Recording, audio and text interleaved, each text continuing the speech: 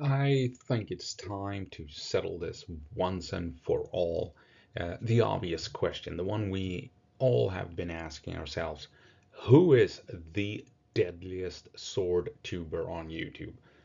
We have a bunch of strong personalities that have lots of opinions concerning swords. They have an abundance of knowledge, but who is the deadliest among them? I mean, who would come out on top if it came down to an actual sword fight with rapiers, mano a mano?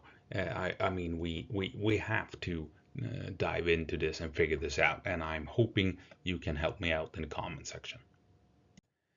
And we're taking a look at some of the various contenders here. And here we have David from Cell Sword Arts. And I mean, the guy, he is acrobatic, he is experienced, he has taken part in several tournaments, he has great technique, he is instinctual, he understands the sword play in the heat of the moment.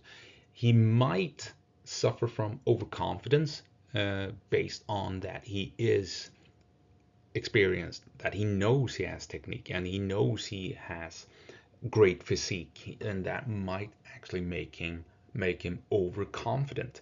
And like we said, he has great physique and he has a great skill set. So he is a very accomplished swordsman, but that might actually lead into overconfidence based on what we've seen of him on YouTube, at least. I think he is a superb fighter, but that might lead into overconfidence, and that might be his downfall. And next we have Metatron, a very vocal voice among sword tubers, uh, possesses great academical knowledge, but I kind of feel he has limited practical skill sets. Uh, and I think he is humble enough to realize that he is not the best fighter around, which would lead to limited confidence in a sword fight, which would reduce his effectiveness. He would not be able to exploit gaps when he sees it and stuff like that. And with the limited practical skill sets combined with limited confidence, I think Metatron is probably the weakest fighter of them all, and not sure if he would come out on top in any given fight uh, going up against these contenders. Next out is Shad from Shadiversity. Uh, Obviously has academical knowledge, even though that might come in question from time again on online. I think he suffers from overconfidence if he would be thrust into a fight. I think he would think that he has a greater skill set than he actually possesses. I think his practical skill set is limited, even though he does have academical knowledge.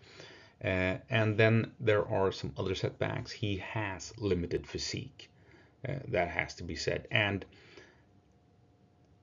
But everything else aside, he knows how to use a sword, and he might actually be overconfident, which would make him the classical dangerous amateur that would throw himself into uh, fighting styles that he does not master, that might actually throw a more skilled opponent off guard, and he might catch them when they least expect it because he attacks at situations when a more experienced fighter would not expect the opponent to attack. So he could actually come out on top in certain situations based on being overconfident and being a dangerous amateur.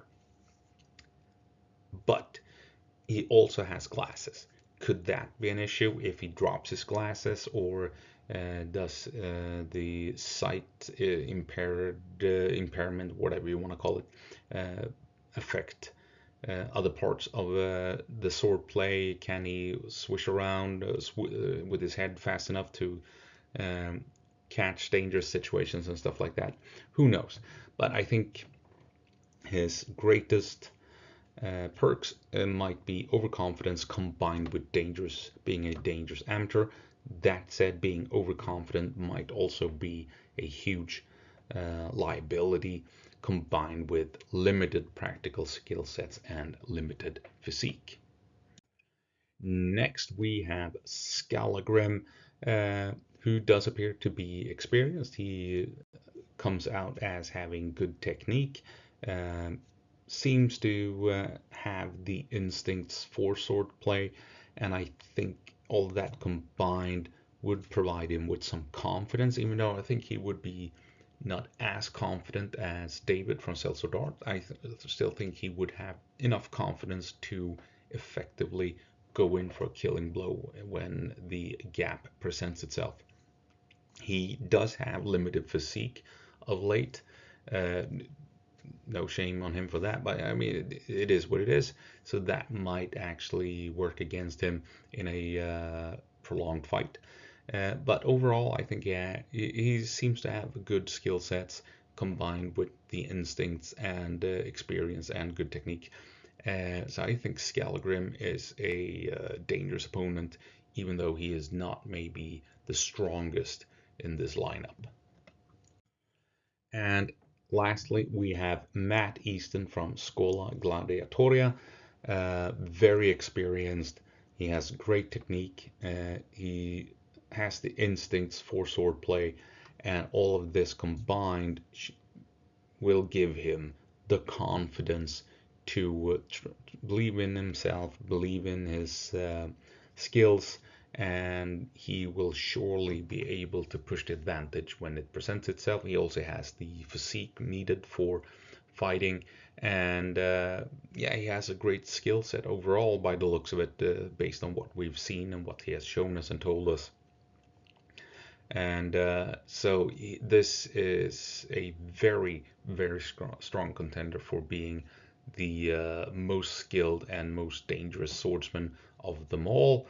Um, yeah, I think what we've seen, the way he portrays himself, and what little we know of him, I think Matt Easton is very much in a good position to be the top dog in this lineup. So, David from Cell Sword Art, how would he fare against these opponents? Well, against Shad, I think it would be uh, very one-sided, and Shad wouldn't stand a chance. Uh, uh, Against Metatron, Metatron would be cut down in the first strike, I think. Scalagrim might be lucky here and get in a good hit on David before David finishes him.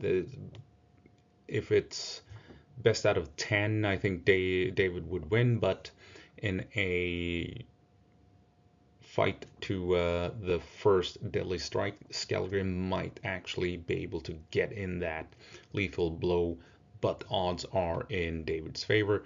And against Matt Easton, I think Matt Easton's experience will come into play here, and I think David would be hard pressed to win over Matt Easton. Next, we have Metatron, and he would not be able to go up against Matt Easton, against David or Scalagrim. No chance in hell.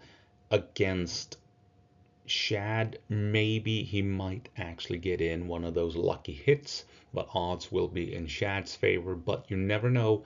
I think Metatron might actually be able to land a deadly strike against Shad if he's lucky enough. And here we have Shad from Shadiversity and his chances against these opponents. Like we said, against Metatron, he should have the advantage, but Metatron might land that lucky strike that might end Shad before Shad finds the gap. But the odds are in Shad's favor, but Metatron might be lucky. Against Scalagrim, it's kind of the reverse. Scalagrim probably has the advantage, but Shad might be lucky and land a hit before Skallagrim, but overall the odds are in Skallagrim's favor here. But you shouldn't rule out Shad in this fight. Against David and Matt, though, Shad is hopelessly outgunned and outskilled and outmatched. There's nothing he can do against these two swordsmen. Nothing at all, basically. If he goes up against either one of them, that fight will be over in just a few seconds. And now we move on to Skallagrim, who would have no issues disposing of Metatron. Going up against Chad, odds are in Skallagrim's favor. Chad might land a lucky hit, but like we said, it's in Skallagrim's favor overall. Going up against David of Sellsword Arts, the reverse order, the odds are in David's favor, but Skall has enough technique and knowledge and skill sets to land a hit on David if the opportunity presents itself. So he could defeat David even though David has odds in his favor. And between Skallagrim and Matt Easton, I'm sorry, it just feels as if Matt will have the upper hand even in this fight.